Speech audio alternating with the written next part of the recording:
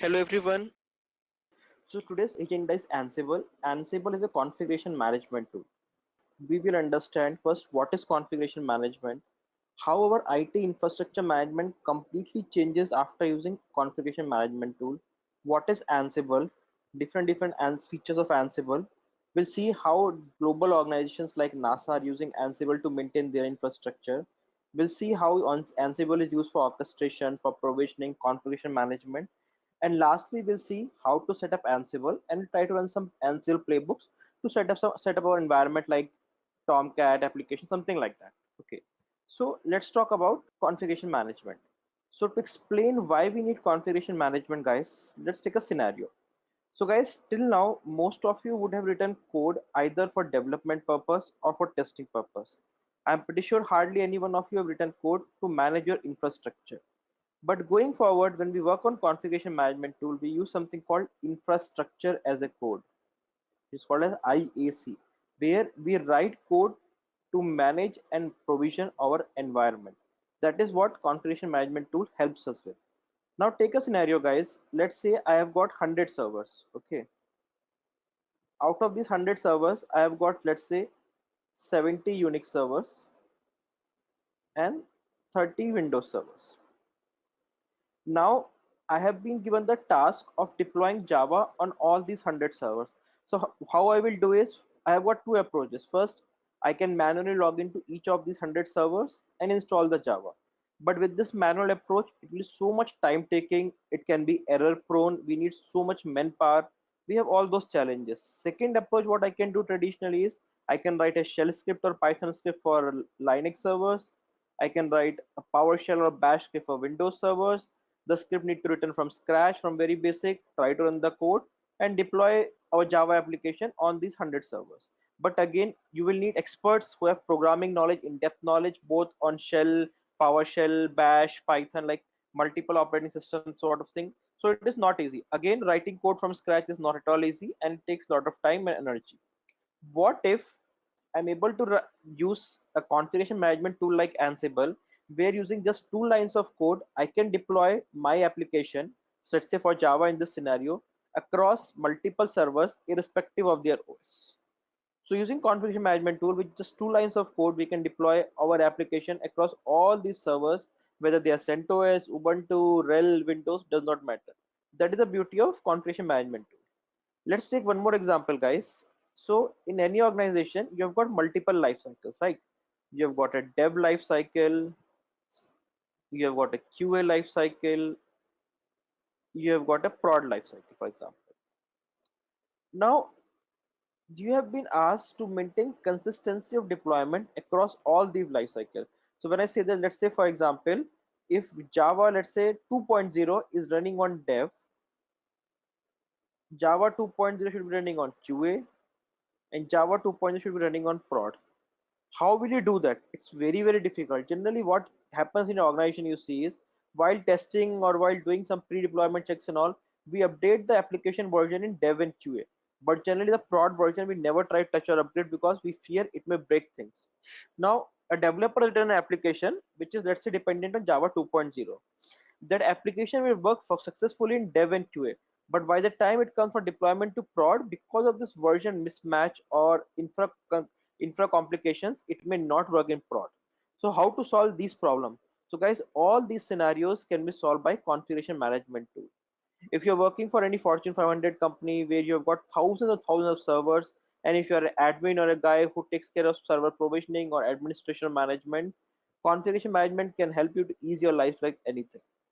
You can do any sort of thing which user administration using configuration management tool, like deploying a software, starting a service, creating a user, changing the permissions, enforcing security policies. You name a thing, all those things are possible using configuration management tools. And here in particular, we're talking about Ansible as a principal configuration management. So I just explained the example of why do we need a configuration management tool. It definitely helps us to maintain servers irrespective of scenario, operating system, what type it is. It can easily manage using the configuration management tool. Same thing as explained here, because if you have to configure server, provision servers, all those things take a lot of time. but with configuration management tool, we can easily provision and manage our infrastructure so that the people like tester, developers, they can quickly test the environment, developers can deploy their app. Guys, one more good thing about configuration management tool here is, let's say you deployed Java 2.0, same thing, to all your 100 servers. Now let's say this Java 2.0 did not look as good as it should have been in your application, and a lot of application break. Now you need to do a rollback. That means, let's say you want to move from 2.0 to 1.8. How will you do it manually? Very, very difficult. If you write first script, uninstall Java 2.0, then again deploy 1.8, so tedious task, and it may go for a restart, all those things. But with configuration management tool, with one line of code, we can simply do a rollback. So that is another good thing we have with the configuration management tool, rollups and rollbacks. Now guys, there are in principle, four famous configuration management tools. We have got Puppet, we have got Ansible, we have got Chef, and we have got Salt. Ansible by far is the most famous and most popular tool in this category of configuration management, followed by Puppet, followed by Chef, and Salt. Salt is little new to this industry, and very few companies are currently using Salt as their principal configuration management tool. Now, what's the difference among all these tools? So guys, Puppet follows pull methodology, Ansible follows push methodology, Chef again follows pull methodology, and Salt follows push methodology. Now, what's the difference between pull and push? You guys must be wondering. So let's talk on that.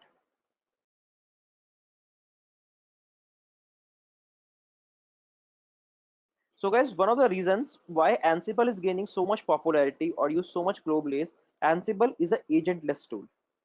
When I say agentless, Ansible follows a master slave configuration. Okay, like you have a main server which you call as controller node, where you push your configuration, and using the controller, the configuration deployed to different servers or nodes connected to it.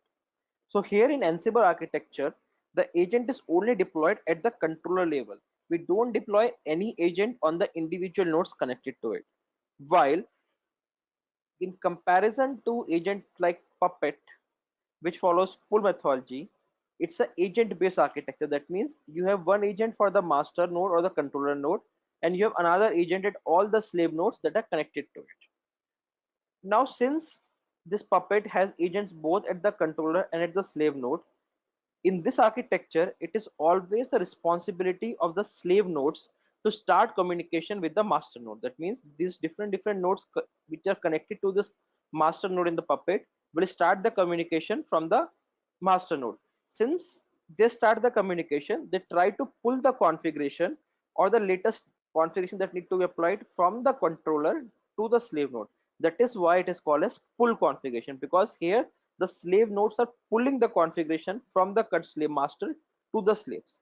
While in case of Ansible, since it's agentless and we don't have any agent installed at different slave nodes connected to it, the controller pushes the configuration to different servers or nodes connected to it. That's why it is called as push configuration. So guys, let's talk more about Ansible. So let's talk about Ansible architecture. As I told you, Ansible is a configuration management tool. It's a push-based methodology configuration management tool. It helps us to automate our infrastructure provisioning and infrastructure management. So as some things we discussed some time back.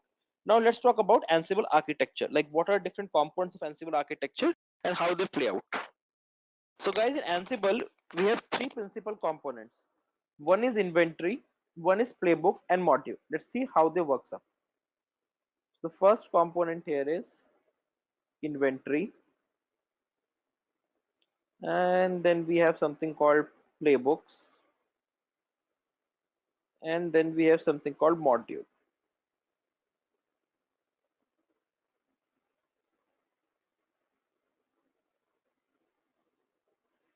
These things are connected to something called Ansible config.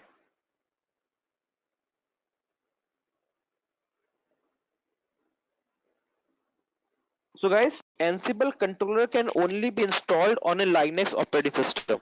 When I say Linux operating system, it can be a CentOS machine, it can be a Ubuntu machine, it can be a RHEL machine. Another thing is you need to have Python framework present. That is why, because on Windows machine you don't have Python framework present. So to install controller, you need a machine with Python framework. That is why it is a Linux dependent machine. And then it gets connected to different nodes.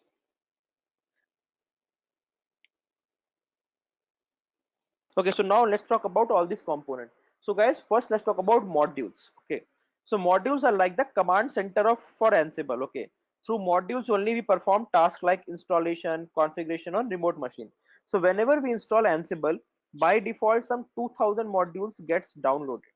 Okay, these modules are developed by the Ansible community or the Ansible developers. So any task you want to install, let's say I want to find uptime of a server. So for that I will be using a module called command. Let's say I want to ping another server to check it's pingable or not. For that I will be using a module called ping. So like this we have got 2000 plus modules in our Ansible architecture. Another component is inventory. So let's take example guys, I have got 60 servers in my infrastructure for example, and I want to only push my code or my application, whatever my scenarios, only 20 servers. How do I do that?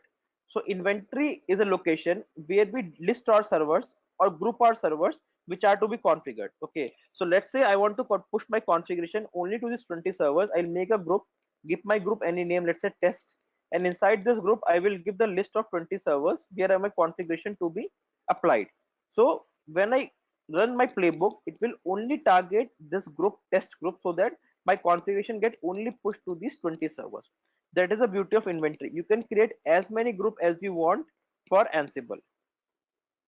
Then guys, we have another component called playbooks. So guys, playbooks are a YAML file which are written by user. You can say this way, playbooks are a glue which connects inventory and module. So let's say if you want to apply some configuration on some servers, you need to call a module and define which particular servers you want that to be applied on. So basically playbook is that piece of code, or you can a glue which basically connects your inventory and module. Then guys, you've got Ansible config. It is the file where global settings are stored, like location of the inventory, module, and all those things. So that is about Ansible config, guys. So guys, as I mentioned you, one prerequisite is Ansible should be installed on your controller node or your master node. By default, it comes installed on all Linux machine. So this was about guys Ansible architecture. So to communicate between this master and slave node, Ansible use SSH, okay, the public private key sharing. So we establish authentication using SSH. That is how Ansible works, guys. So guys, this was in brief about Ansible architecture. What is Ansible architecture and how it communicates between master and slave node. Now guys, why is Ansible being so much popular, or what are different features of Ansible? Firstly, as I told you, it's agentless. That is a big add-on, because we compare to other configuration management tool like Puppet or Chef, they're agent based, so they comes with their own baggage, while Ansible is an agentless tool. Another good thing about Ansible guys is it is very simple to administer and manage. Okay, it's very simple to install, very easy to learn. We'll set up Ansible after this PPT and you'll see how easy it is to set up Ansible. It is very powerful. Almost all your IT tasks, I have not seen a single IT task, a single IT requirement which cannot be completed using Ansible. It is very powerful. It has got modules to suffice to all your requirements and needs. So that is the beauty about Ansible. Second, another thing is, in Ansible you can write modules in any programming language. The base structure of Ansible uses YAML, which stands for ain't another markup language. It's a deserialization like language like JSON, but your modules can be created in any programming language. That is the beauty about Ansible. So guys, this was in brief about Ansible. Let's talk about a case study where how organizations using NASA globally, sorry, using Ansible are saving time and making their life easy. So guys, NASA, National Aeronautics Space Administration, the US Space Agency, wanted to move the 65 applications from traditional hardware servers to cloud-based environment. Okay, at the same time, when they want to migrate it, they want to save some cost. They did not want it to have SSH cost, okay, this migration cost. They wanted to have more security and better agility. Okay, how did NASA achieve this goal? So NASA, for this particular problems, using Ansible as their one-stop shop to do migration with more security, with better access rights, and with more agility. Okay, so NASA uses AWS cloud, guys, with multiple VPCs. Okay, as you can see, when NASA moved into the cloud, they had these many problems. They were scattered. Okay, no agility, no process, no security. But they were actually aiming for a structured approach where they everything grouped properly, every credentials grouped properly, proper RBAC model, proper playbook, proper templates. Okay, so how these things can problems can be solved, guys? See, for these things we create playbooks, guys. See, in playbooks, NASA, if NASA would have used playbooks, guys, it would have made life so easy for them. They could define like which host to move to what architecture, which host to move to what group, all those things. So that is the beauty about Ansible. You can literally group on what servers what permission need to be applied. If you compare to other configuration management tool like Puppet or Chef, grouping is not so easy. While in Ansible, grouping is so easy. We have a file location which is called inventory file, and inside the inventory file you can define a list of servers where you want your configuration to be applied or configuration to be pushed to. Now guys, Ansible is mainly a GUI based tool. That means you have to write playbooks in your command prompt or command line and then execute it. But Ansible comes in a GUI flavor also, which is called as Ansible tar. The only challenge here is Ansible Tower don't come as free version. To use Ansible Tower, you need to have licensing. While to use Ansible over the CLI, traditionally using playbooks and all, you don't need any licensing. But for using Ansible Tower, you need licensing, which comes at a steep cost. But the beauty about Ansible Tower is with Ansible Tower, management becomes so easy. It is like a typical GUI based tool. They're using some clicks. You can do some deployment, provisioning, management, administration, all those things. So if you're working for any organization which uses Ansible or which is planning to use Ansible, then probably organization will go for Ansible tar license. With that, Ansible management, administration, usage all becomes very easy. So guys, this is how typically your Ansible tar looks like. In Ansible tar only you can define all your properties like which host you want the configuration to be applied to, what credentials to be used, what organization, what project, all those things. That is the beauty about Ansible tar.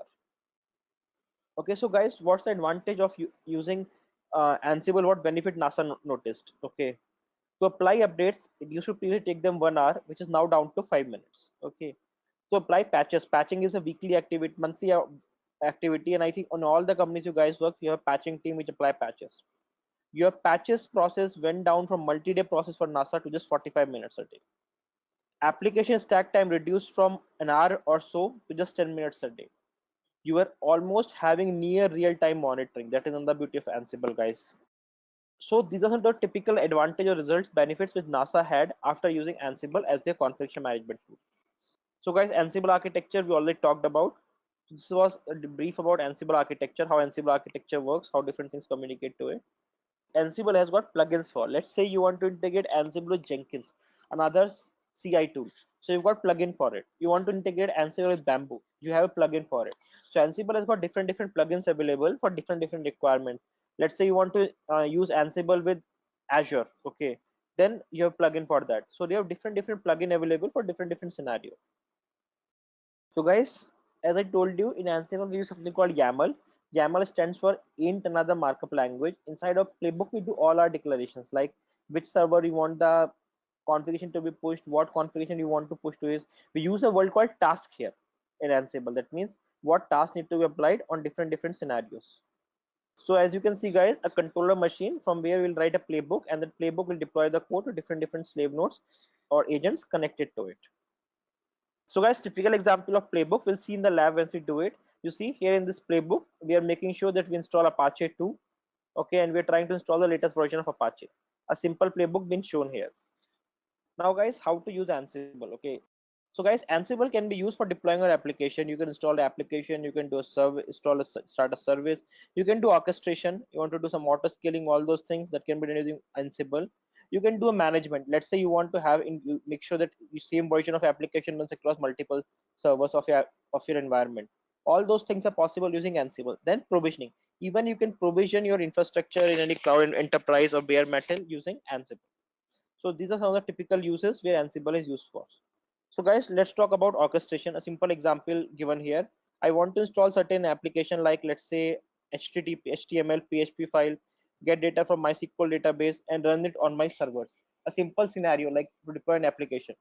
which can easily be achieved or done using Ansible as your configuration management tool. Don't worry, you'll see it in the lab. You just want to cover theoretical portions first. So guys, Ansible works with almost all the cloud provision environment, whether it's Google, Azure, AWS. You can provision infrastructure there, do testing, deploy applications, all those things using Ansible as a configuration management tool.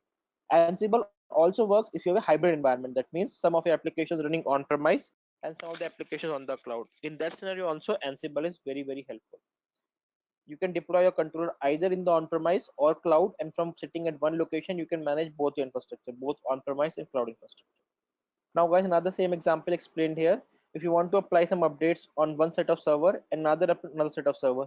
So as I informed you guys, using inventory, we can do this. At inventory, we group our servers or define the list where you want application to be applied, and that way we can do that. So guys, here in this diagram, you see a typical DevOps pipeline or lifecycle has been explained, where a developer writes a code, the code is fed to a version control system like Git, then using Jenkins, the code is compiled in packages, then finally deployed to a test server, and then deployed to a prod server. So every stage of this lifecycle can be integrated with Ansible using plugins. So as I told you, Ansible has got plugins for different scenarios and requirements. So it has got plugin for Jenkins, it has got plugin to communicate with dev environment servers, prod servers, to Git, so that all those things can be done using plugins, and you can automate your infrastructure provisioning and management. Now guys, let's talk about security. So guys, the beauty about Ansible is Microsoft every second Tuesday of the month releases updates. Okay, you can write a playbook which runs only on every second Tuesday, get the latest security patches from the Microsoft site, and then apply it to all the different Windows nodes connected to it. Same way, Linux release patches every third Tuesday or fourth Tuesday, I forgot the exact date. You can write a playbook which runs only on the third or fourth Tuesday, gets all the latest patches, and apply to all your Linux environment servers. That way you can define your playbooks which can do all those tasks. If you have some third-party tools for security in your organization, even Ansible can be compatible with that also. You can use Ansible for security verification, for RBAC model, for SSH, for WinRM, all those things Ansible can be used for. Let's try some Ansible hands-on, and then we'll come to other parts of a slide. So to establish to use Ansible, as I told you, we need a master-slave architecture, right? That is how Ansible works. So I'm going to spin up two machines. One machine is going to act as my Ansible controller, and the another machine is going to act as my Ansible slave node. So let's create two machines, guys. Okay, we'll ask it to use CentOS. You can select any OS, CentRel, Ubuntu, up to you guys.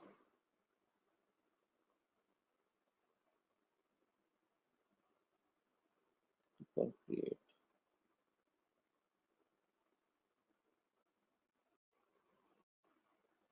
Let's create one more machine.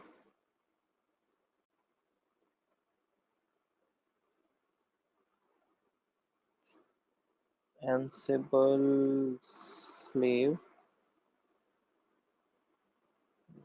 What's the name? Again, I will make it CentOS.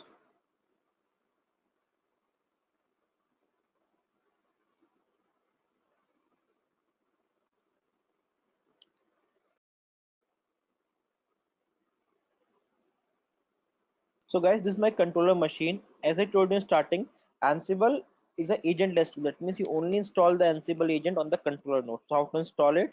Yum install -y Ansible. Simple one-line command to install Ansible on your controller node. Now let's start the Ansible service. So first check the Ansible service status. Service Ansible status.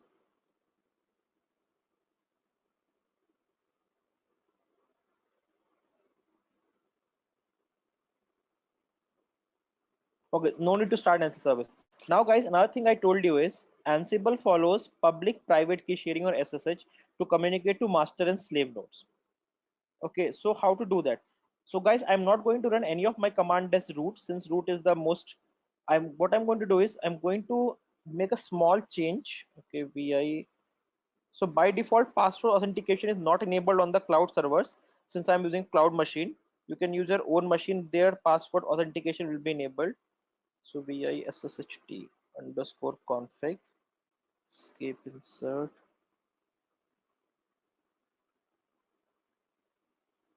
service.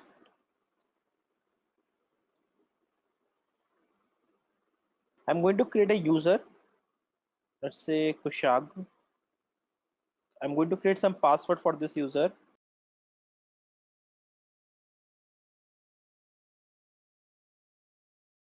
Okay, now any task I perform with this user, because generally guys, you would have noticed in your corporate, you don't get root rights on all the servers, right? So we should be doing a similar type of environment. I'll do the same exercise on the slave node. The difference is I no need to install the Ansible service here, since the Ansible need to be only start on the master node. What I will do is I will just create the same username here. The password can be different, and we'll see things how it goes from there.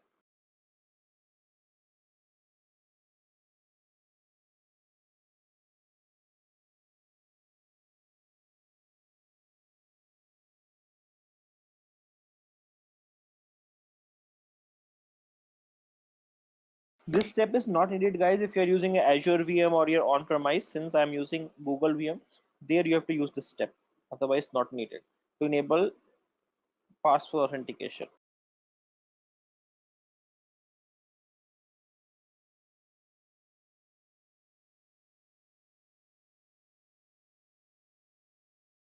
Okay, so I made a new user 𝐶𝐝𝐿 and I gave some password to it.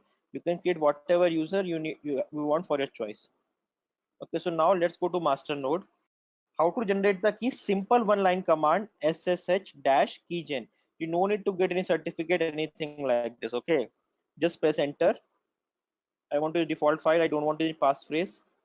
My public private key got created. Simple one line command. Okay, now I need to share this private key, public key, sorry, to all the different nodes where I want to configure my Ansible infrastructure. So how to do that? ssh dash copy dash id dash I.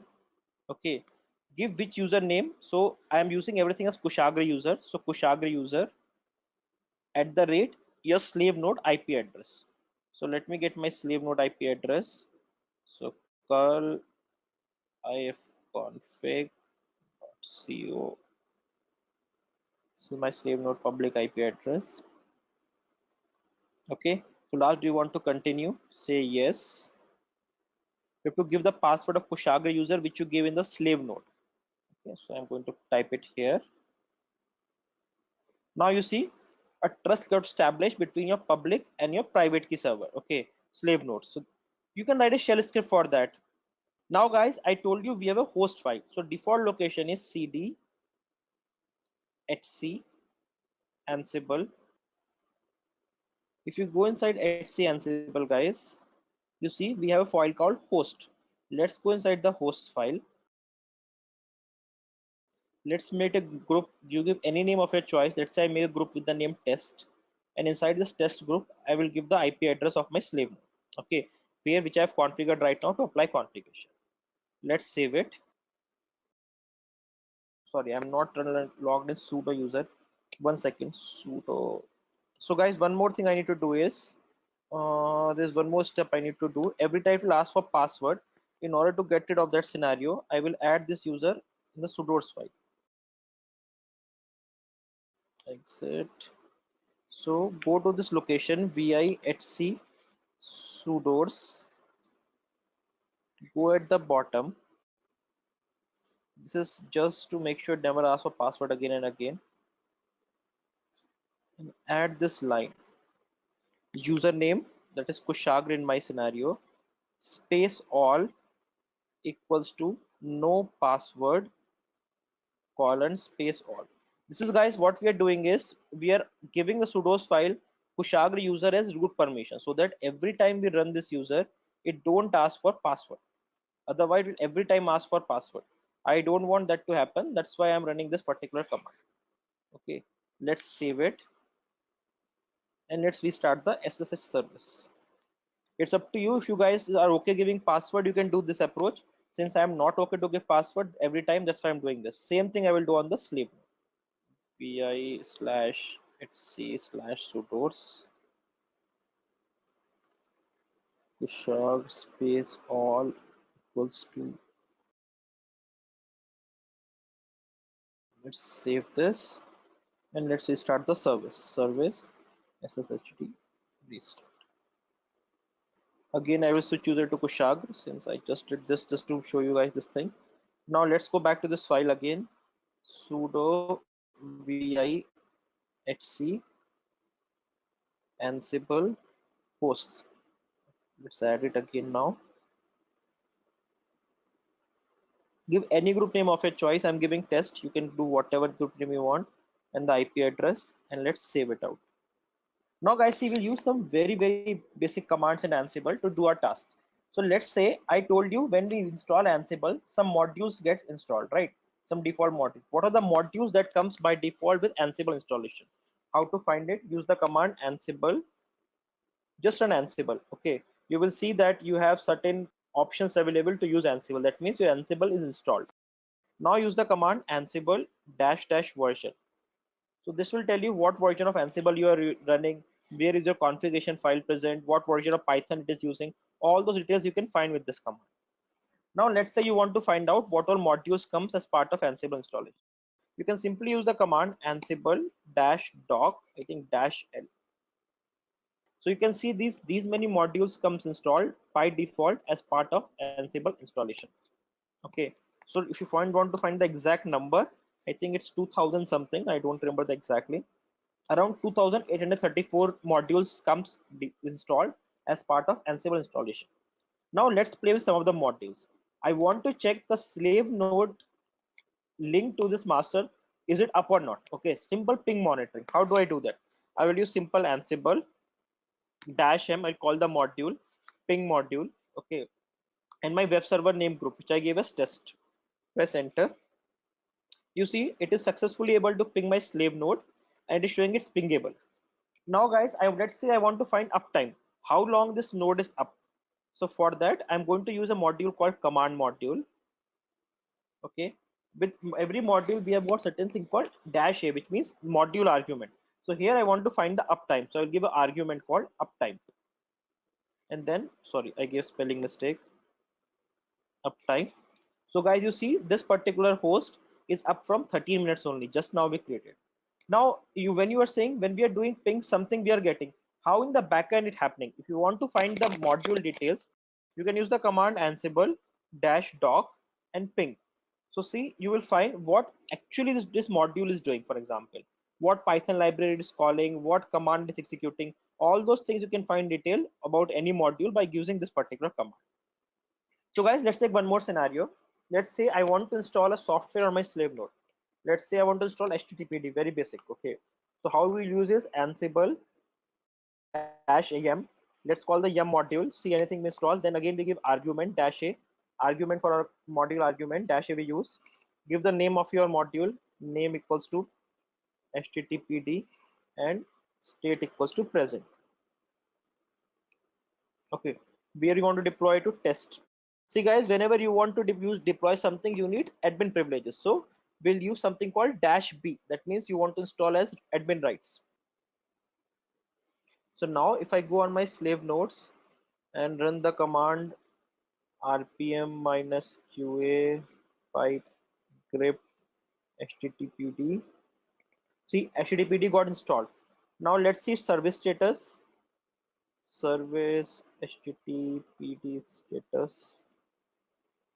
So service is not running. Same times I want to start the service also. Okay, let's take for same scenario. So what I will do here is I will call a module named service, give the name of service httpd and state equals to started. So this what we'll do is we'll start the service on my slave node. So now if I go back here, it is running. So guys, typical example of different tasks we can execute on slave node. So guys, typical example of how things can be eased using Ansible. You can make your things more complex, like you write a playbook where you can combine multiple steps. So for example, here we did manual 2 steps. First step deploying a software, second starting a service. You can write one playbook where you can combine both the steps as a one common playbook. You have all those options. So with Ansible guys, believe me, There's not even a single scenario I have found till date which cannot be done using Ansible. Ansible is such an awesome tool which can make life so easy. Whether you're a developer or you're an admin or you are a Unix or Windows admin, whatever you are, Ansible is for everyone. Because see, whatever application you're developing or coding or managing, you need infra for that. You need to both manage infra, configure infra, support infra. All those things can be automated using Ansible as the configuration management tool. Now, what actually it takes to become a DevOps engineer? What skills you need to become a DevOps engineer? So, Ansible is a part of configuration management tool. What are the process of becoming of a DevOps pipeline? So, what actually skill sets are needed in the market which people talk as of today for DevOps? So, guys, we have pasted here some of the job openings which we from different companies like Honeywell. So, see, to become a DevOps engineer, a knowledge of a programming language like it can be PowerShell, Bash, Python. You need to have knowledge about CI/CD implementation. Okay, that is a pipeline implementation. How pipeline works, how pipelines provisioned, how pipelines can be orchestrated, how pipeline can be automated. All those things. You need to have knowledge on a version control system tool like Git, GitHub, and all those things, and knowledge on a cloud provision. So typical what companies are looking if you're trying to sell yourself as a DevOps engineer. Same way, guys, if I'm looking for Headspace, another famous company, so first requirement they have is knowledge on Linux, the basic operating system, knowledge on a version control system tool like Git. You need to have knowledge on infrastructure configuration management tool like Ansible. Okay, you need to have knowledge on CI tool like Jenkins and knowledge on some cloud platform. So typically, what skill set people are looking here if you want to get yourself enrolled as a DevOps engineer. So guys, see another job description. What they're looking for? They're looking for infrastructure as a code. That means they're looking for people who knows Ansible. They're looking for people understanding of Linux, people who know CI/CD, people who know cloud experience. So these are typical skill sets which people are looking in the market for hiring someone with DevOps skill set. So thanks guys. Have a great day. Thank you everyone.